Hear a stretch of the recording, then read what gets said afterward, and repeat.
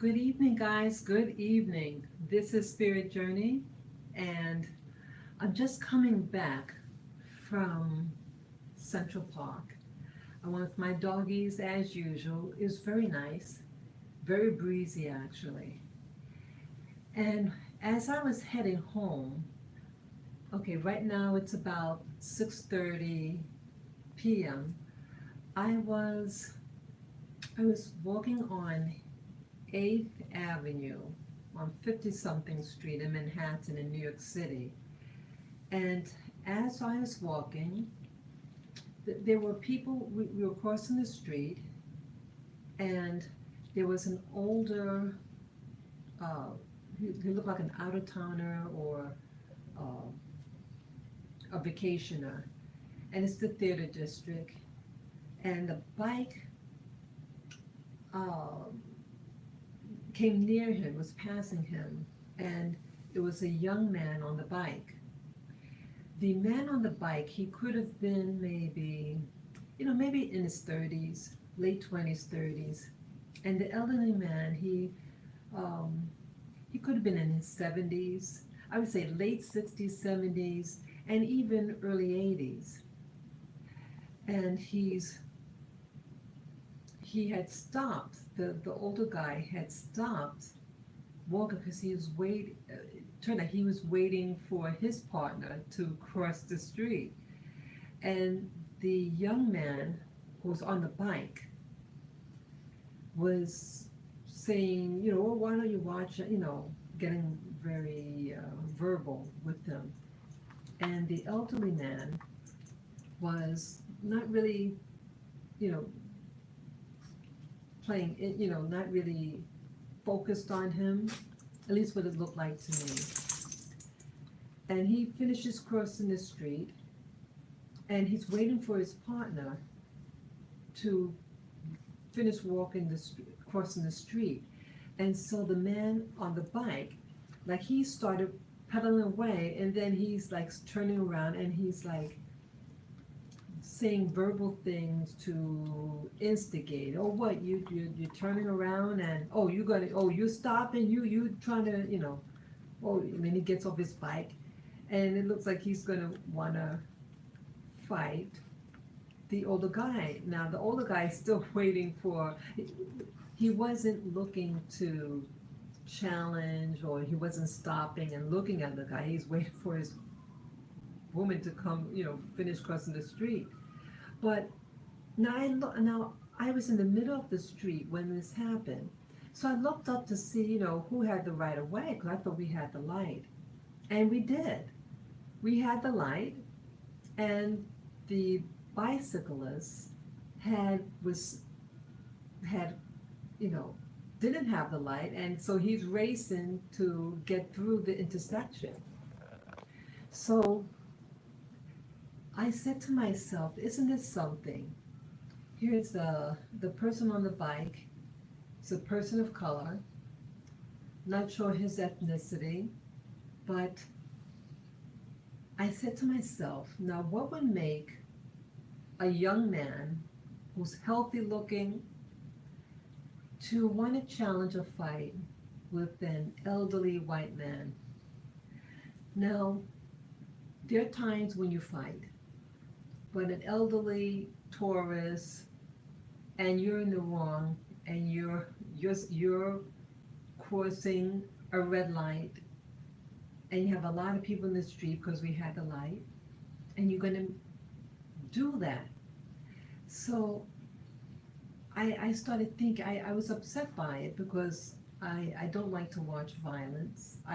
In that same street a couple of years back, I saw two men fighting. Well, one was just being beat up badly. It really potentially could have resulted in extreme serious damage, and it was very frightening. So there is a time to fight, but we have to really choose our battles. And to be a person of color and to fight an elderly white man is not one of them. one, there's a lot of cameras, and if something were to happen, the cameras would show who had right of way, and you'll be arrested most likely for one speeding, almost hitting a pedestrian, and then starting a fist fight. We have to learn how to choose our battles. And then I ask myself, what makes some individuals want to bully or fight someone that they know that they can't, there's no contest, you know? Um, they feel powerless. They lack a sense of empowerment, self-empowerment. They, to compensate, they may pretend like they're going to fight, you know, that they're called the yappy little chihuahua types. They're all mouth, but no bite. And they just being theatrical and to try to look good. So people, you know, what I'm thinking is, you know, there are other things. You know, see, I think when people feel like they have no options, that they resort to violence and things like that. They prey on people that they might perceive as being weaker, or that they feel that they're not going to fight back. And so they pick on those people. But rather than doing violence, you know, like, why don't they, you know, build your community, build up industry, jobs, build a nation. You have all those options. Build your machinery, your equipment. But we're not doing that. We're not training our youth to be, one, respectful to their elders, regardless of race. We're teaching our youth to be disrespectful and feel like they're entitled to everything, that they should, that everything that they should receive, that they don't have to work hard, that they don't even have to work smart because, you know, they're mama's boys or something like that.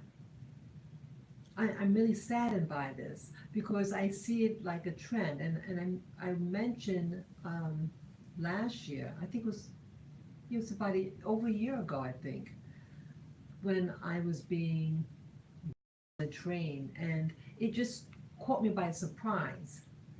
And so we're doing these things, and there's there it's not helping us.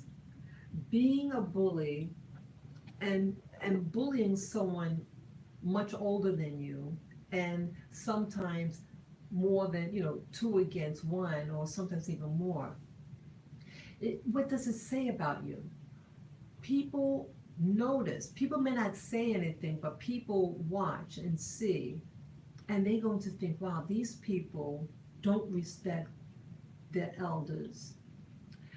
They're disrespectful in general. They're reckless. All these things. And rather than do, you know, what I see in my perspective, I see so many new people in New York City. There's so many people from all over the world who are coming into New York, other parts of the country, and they're starting businesses, thriving businesses. Their kids are going to top schools. And here I'm looking at this man, young man, on a bicycle, who's in the wrong because we had the light. And what does he have for his community? What, is he going to go home and say, hey, I jumped bad in this elderly man's face? You know what I'm saying? That's not something to brag about. His community, it's like many Black or Hispanic communities in New York City is not doing all that well. We're just hanging on a thread. And who will be our new masters are these new people. And even, yes, hello, viewer. And yes, all these, and even some of the Caucasians, they're going to be the new slave of these new immigrants. So here, you have to really start educating yourself about how to empower yourself to feel empowered, to receive that power. We have to start teaching our children the foundation of community. We have to teach them skills. We have to teach them how to make things with their hands. So I think if you start showing young people, training them how to build, how to create something with your bare hands, how to read, how to do research, how to sustain your community. That's what's lacking.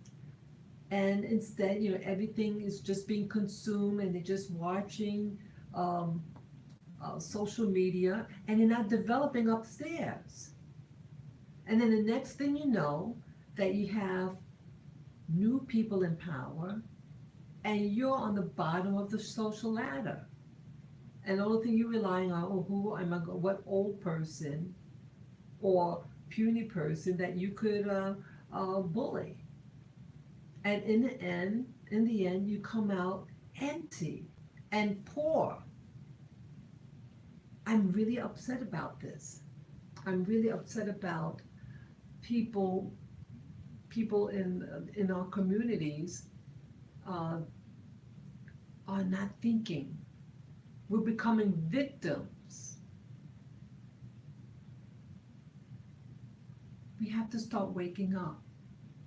Start waking up and start really, think rationally. If you're angry, deal with your anger in a safe way.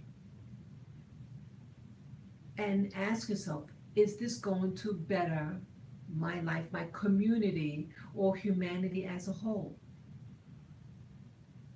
If not, just walk away. Just walk away. So that's all I really want to say, that we really have to start educating our children. And it's not just people of color, it's all over this country. But here in New York City, the dynamics is really intensifying. And I'm constantly seeing who's on the bottom and who's becoming on top. You don't want to be on the bottom. So start educating, start reading, and start preparing a quality of life of personal empowerment based on love, self-love, and love for humanity and your environment. So take care, guys. Bye-bye.